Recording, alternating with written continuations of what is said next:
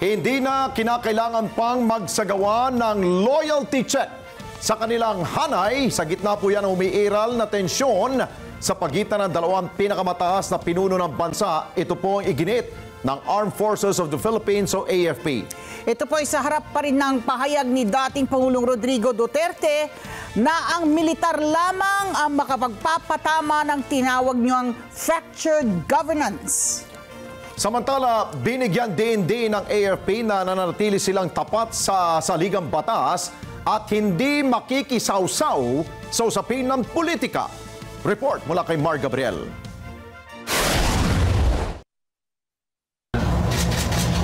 There is a fracture.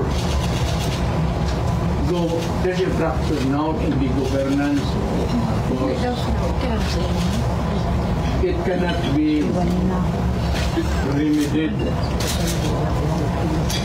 There is no relief inside. It is only military who can correct it.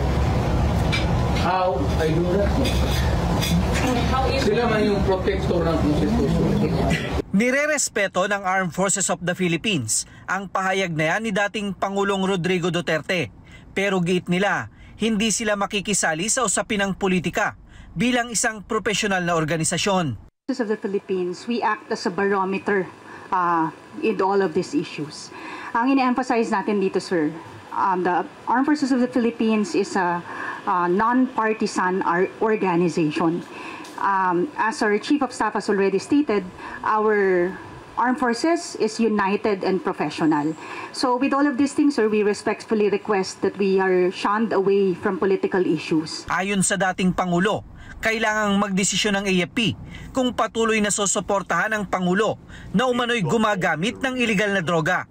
Bukod pa ito sa anyay maling paggamit ng pondo ng PhilHealth, SSS at ng GSIS. Protektor sila ng Constitution. Are they willing to still protect the president who is a drug addict for another 4 years? At kung sabihin mo, hindi nila alam, address sabihin ko, huwag tayo magbulahan. Alam ninyo yan noon, alam ninyo ngayon. Plano raw ni Duterte na makipag-usap sa ilang opisyal ng AFP, kaugnay sa mga problema na kinakaharap ngayon ng bansa. Pero hindi raw ito para sa pagpaplano ng kudeta. Ito ako sa baba. Might as well talk to the Lieutenant Colonels. Lieutenant Colonels and Major, and there is the military discipline.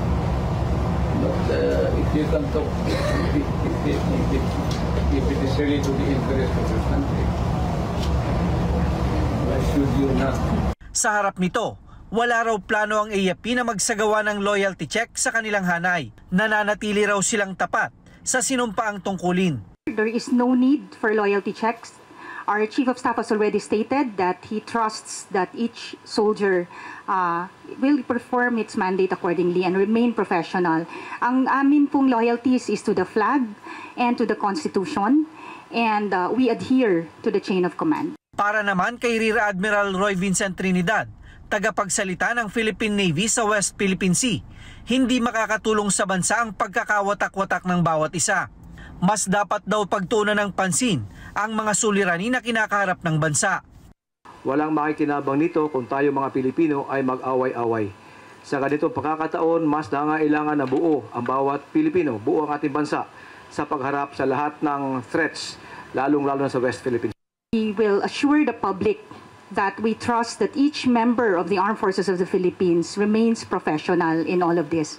These are all noise that is going on, and we request po now we do not lose focus on the bigger challenge that we are facing ahead. Hindi raw sisirain ng AFP ang mataas na tiwala na ibinibigay sa kanila ng publiko, base na rin sa lumabas na resulta ng pinakahuling Okta Research Survey. Mar Gabriel, para sa Mata ng Agila. Matatag, matapang, matapat. Maraming salamat sa inyo pong pagsubaybay sa Mata ng Agila Primetime. Para malaman ang matatag, matapang at matapat na mga balita, i-follow lamang at mag-subscribe sa @Net25 TV.